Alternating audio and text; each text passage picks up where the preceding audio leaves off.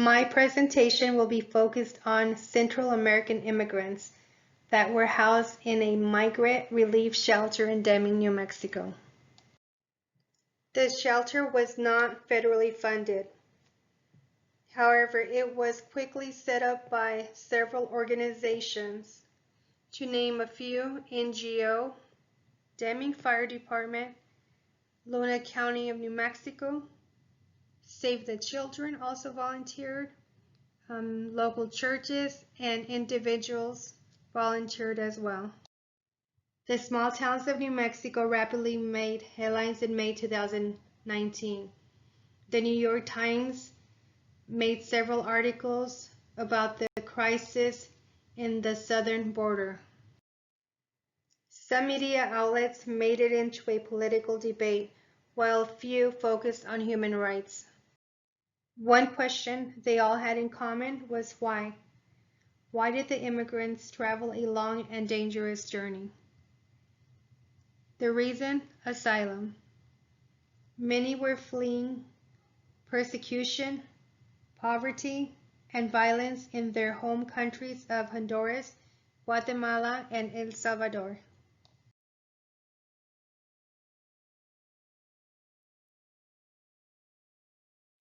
My name is Patricia Hernandez, and I've worked with children, youth, and families with juvenile justice services for 24 years now. I've been with the same agency, like I said, for the length of time. And I've been here. I've worked out of the Deming office here at the juvenile probation. My current title is I'm the juvenile probation supervisor. And I've been in that position 12 years. And you said you had former experience with immigrants? Yes, I did. I do. Last year, when we had the flow of immigrants coming in from South America, we assisted in that. It was something that, we were part of our agency. We were asked to go ahead and help out. My duty or my job at that time was that I interviewed children that they suspected that they might have been abused in their, when they were entering or were coming, in from South America. Well, one of the families, I guess, I don't know exactly what was going on, but they shared that, and there was in Honduras. And they had a business, and a whole business had been burnt down by whoever, they had been robbed. They had been burnt down. The father's brother and an uncle had been killed. And so they were not even, their house was even burnt down. And so they had to leave Honduras. So they were prosecuted, and then that's when I guess the whole thing started, and they joined a lot of people when they were coming down, to the States. But that's what, for him, to sit there and listen to him, he said he had lost all his life, basically everything they owned. They had no money, they had nothing, so it was sad to hear that, everything they just owned, they had lost, even family members. And like you said, so when they were, they had their own business there, they had all that, and then coming here without absolutely nothing. That's hard. Not knowing the country, not knowing, the customs, nothing. They come to something that they don't even know, but they're willing to take that risk, to have a new start. And this was just the father, the mother of the little girl had passed away. And being that she was, I believe she was like 14, he claimed there was military, and they had been after the little girl to take her from him. And he knew that other little girls had been, taken, had been, they're raped, and everything else. So he feared for her life. And that's all he had. It was him and her. And he just ran with the little girl. That's amazing. Yeah, and we got to meet her. I mean, there was a lot of trauma there. So, I mean, so she was also treated, but I mean, they run for just different reasons, Mm-hmm. you know, and you know, we just don't understand. We don't, you know, I don't think we've ever experienced that, and I don't know that we will ever understand. And then also, I also assisted with children that were separated from their families. The children that we received were either traveling with grandparents and an uncle or friends, and there was a loved one here in the States already. Mm-hmm. So my job was that I contacted, you know, immigration, located the child, and made that connection between that parent and the child. Because when they were separated at the port, or where they were apprehended, they were separated. The children were taken into custody. The adults were let go, and they ended up here in our facilities because they had other children. Yeah, definitely. Yes, we had social workers. There was doctors, nurses. There was therapists. You know, it was a whole team of people. Yes, they definitely, you know, suffered from, you know, the stress, Mm-hmm. anxiety, major anxiety, especially if there were, you know, those that were separated from, you know, from children, not knowing where they were or they were safe or what was going on. A couple of them had been ill. They had, you know, they came with illnesses. They just wanted to make sure that they, you know, they were safe. But once they heard their voice, because I was able, I don't know, I think it was a grace of God that I was able to make that contact and talk to good people, that Mm-hmm. we were able to get, you know, so they can at least hear that they were okay. I mean, Wow. they were not okay, but at least they heard that they were alive, because Mm-hmm. that's what they wanted to know. But oh yes, their level of anxiety was pretty high. But there, I mean, here, I mean, we had a whole team of therapists, psychologists, psychiatrists, therapists, social workers, everybody was in that I experienced. I mean, it was very traumatic. Mm-hmm. I think, you know, for especially for the children, even though they were, we saw those children that were with parents here, it was traumatic with just the event that they had experienced from leaving their country, you know, from being, you know, persecuted there, and then the travel time they came and everything they experienced throughout their journey. I mean, very traumatic. Very So all these people, I mean, every single one of them were advised that they continue to seek mental health, you know, services, so they could at least, you know, overcome, you know, all this. I mean, which is going to be with them for the rest of our, you know, their lives. But I mean, I hope that it does not affect their family cycle. Mm-hmm. Even though there's gonna, you know, there's gonna be trauma. I mean, because a lot of them left a lot of loved ones over there in different places where there is war, where, you know, they're being prosecuted, when they're being killed, and just not knowing how their family members are. So I mean, that trauma is still gonna be there. Much trauma and so much that they've been going through for them just to get up and leave Mm-hmm. and take, you know, to take that chance. I mean, Right. because some of them were even, they had to cross Mexico. That was another adventure, you know, a lot of more trauma. You know, they were being taken advantage, they were being robbed, you know, and then still, you know, come here. On April 2018, under the Trump administration, the U.S. Attorney General announced zero tolerance policy. The new enforcement policy stated that every migrant who crosses the border illegally, even those seeking asylum in the United States, is subject to criminal prosecution. I not with protective services here. I never saw one of the children come into foster care. I contacted the shelter where the child was, identified that the child was there based on the information given by the relative. Uh-huh. And then from there, I mean, I had already had information from the parent that was here in the States. So that information was given out to the shelter. Oh, phone numbers, I mean, who the parent was. And they were the ones that would make that contact, with that parent. They, within 24 hours, they would notify the parent that the child was in custody, was in a shelter placement. okay. The thing was that it did take up to 30 days before the child was released back to the parent. Uh-huh. I mean, there was a process.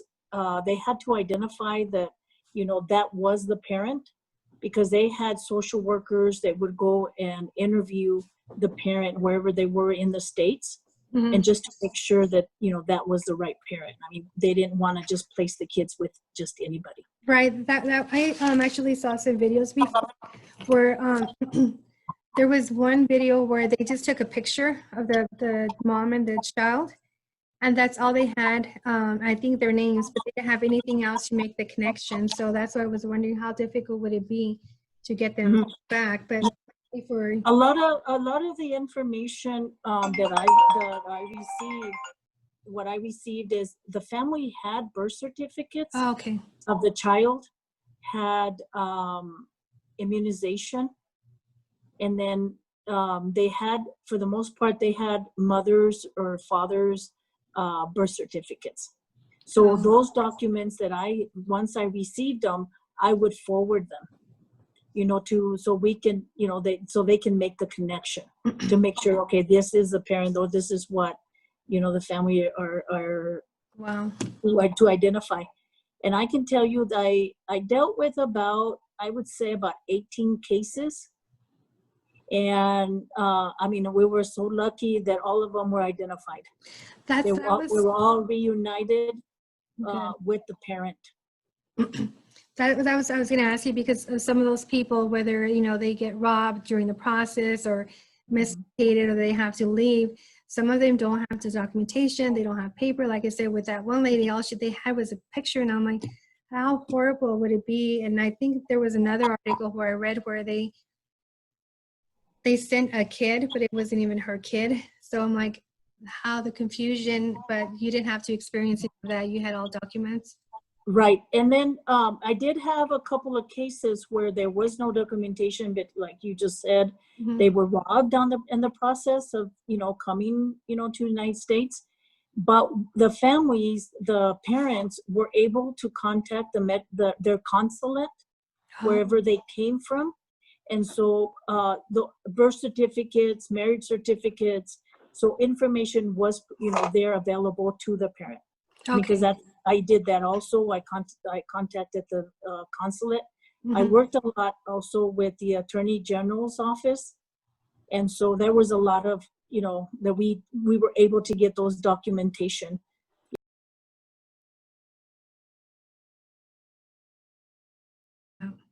I think a lot of their consulates should be involved. Okay.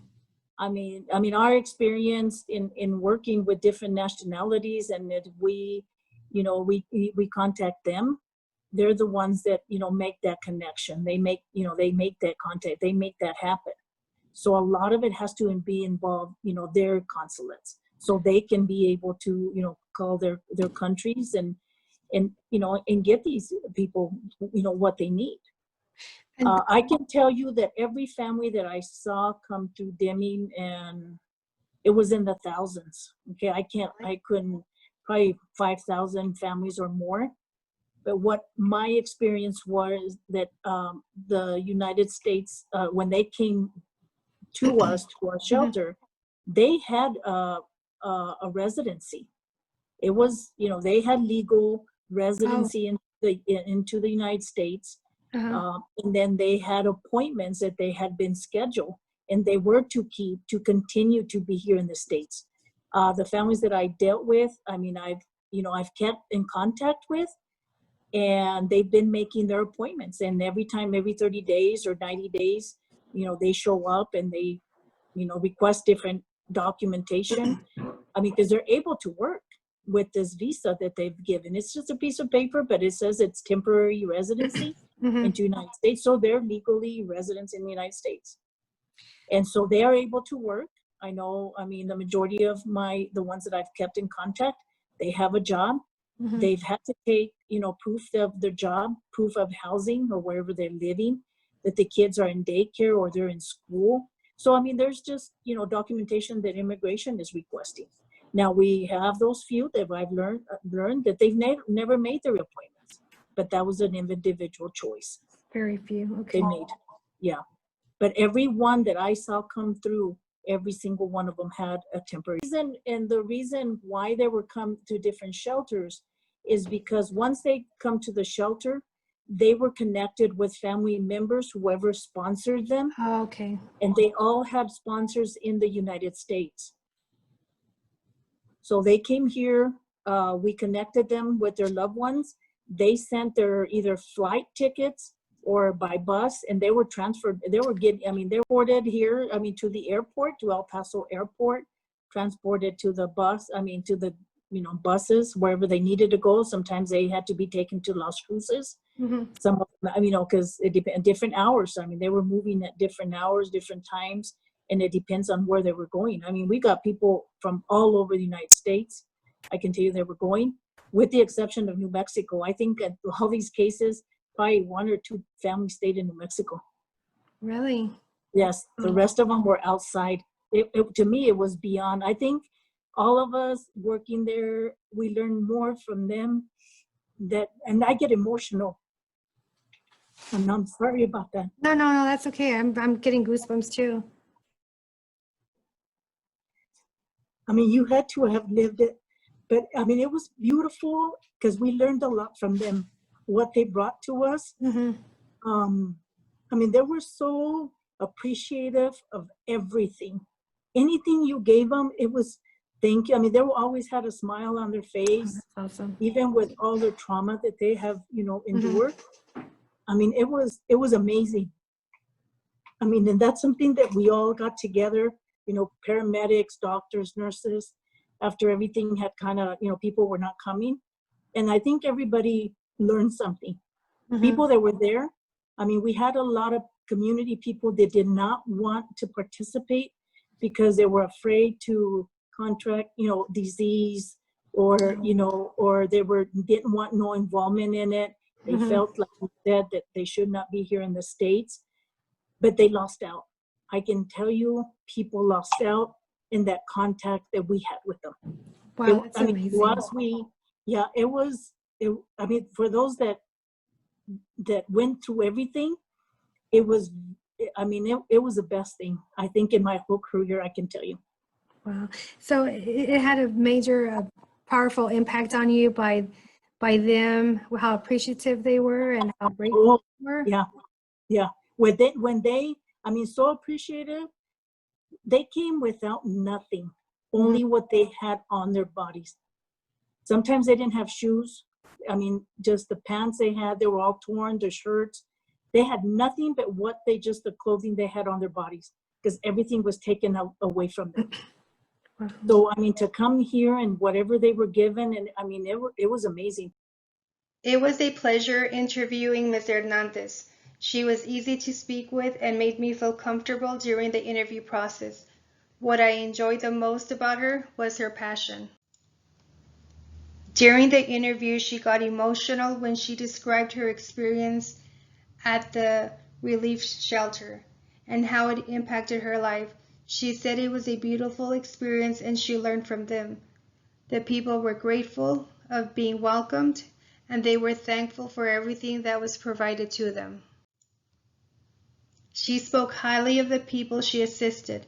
She said they were brave and courageous for taking a dangerous risk during their long journey, traveling to an unknown country to have a new start.